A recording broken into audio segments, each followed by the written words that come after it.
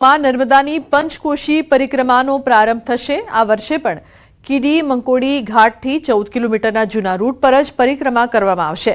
ગત વર્ષે 14 કિલોમીટરના જૂના રૂટ પર પરિક્રમા શાંતિપૂર્ણ માહોલમાં પૂર્ણ થયા બાદ ચાલુ વર્ષે પણ જૂના જ રૂટ પર નર્મદાની પંચકોશી પરિક્રમા કરવામાં આવશે। 19મી માર્ચથી શરૂ થનારી પંચકોશી પરિક્રમાનું 17મી એપ્રિલના રોજ સમાપન થશે। ગત વર્ષે 15 લાખ કરતા વધારે શ્રદ્ધાળુઓ પરિક્રમા કરવા માટે આવ્યા હોવાથી ચાલુ વર્ષે 2 મહિના પહેલાથી તૈયારીઓ શરૂ કરી દીધી છે। નર્મદાની પંચકોશી પરિક્રમા દરમિયાન પૂરતી વ્યવસ્થા કરવામાં આવશે। ખાસ તો યાત્રાધામ બોર્ડ અને વહીવટી તંત્ર દ્વારા યાત્રાળુઓને વધુમાં વધુ સુવિધા કઈ રીતે મળી શકે એ માટે અમે પ્રયાસો કરી રહ્યા છીએ।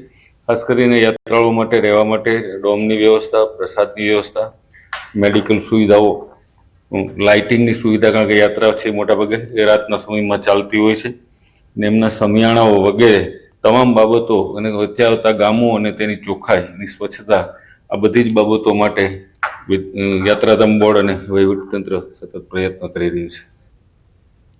પંજાબના ભટિંડાના ગુડકરી નેશનલ હાઈવે પર શનિવારે વહેલી સવારે ગાઢ ધુમ્મસના કારણે ગંભીર અકસ્માત સર્જાયો હતો, જેમાં વાવથરા જિલ્લાના એક જ સમાજના 5 વ્યક્તિના મોત નીપજ્યા હતા, જેમાં દિયોદર તાલુકાના રાટીલા ગામની મહિલા પોલીસ કોન્સ્ટેબલ અમિતાબેન રાજપૂતનું મોત નીપજ્યું।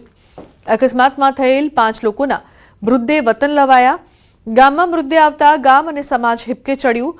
અઠવાડિયામાં 2 જેતરા ગામમાં મૃતદેહ પહોંચતા અરેરાટી વ્યાપી છે। અકસ્માત અંગે પંજાબ ભટિંડા જિલ્લા એસપી નરેન્દ્રસિંહે જણાવ્યું હતું કે તમામ મૃતકો ફોર્ચ્યુનર કારમાં શિમલા ગયા હતા।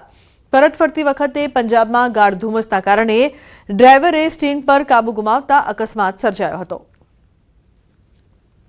તો મૃતદેહો વતન લવાતા ગામ હિપકે ચડ્યું હતું। ઉલ્લેખનીય છે કે પરિવારમાં શોકનો માહોલ। પંજાબમાં ગુજરાતના 5 પ્રવાસીઓને અકસ્માત નડ્યો।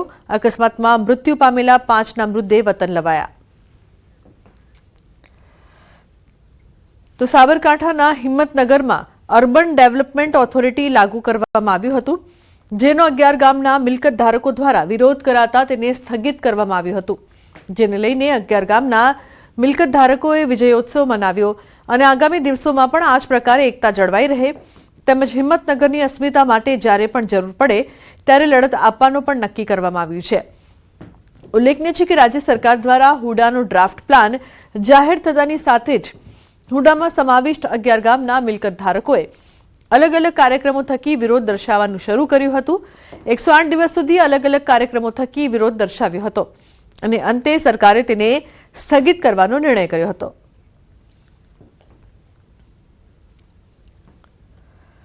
એકસો 8 દિવસના બહુ લાંબો ટાઈમથી આંદોલન ચાલ્યું, જે એકબીજાના જીવમાં જીવ મળી ગયા હતા।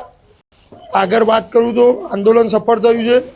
2027માં સરકાર ફરીથી કોઈ બહારના વ્યક્તિને અહીંયા ઠોપી બેસાડશે તો અમે ક્યારેય સ્વીકારશું નહીં।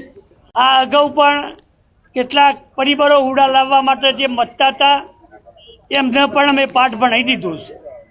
હવે ફરીથી હુડા ના આવે એ માટે અમે આજે હરિયોલ મુકામે અમારા 11 ગામનો વિજય ઉત્સવ ઉજવવાનો નક્કી કરી અને આજે ઉજવાય છે।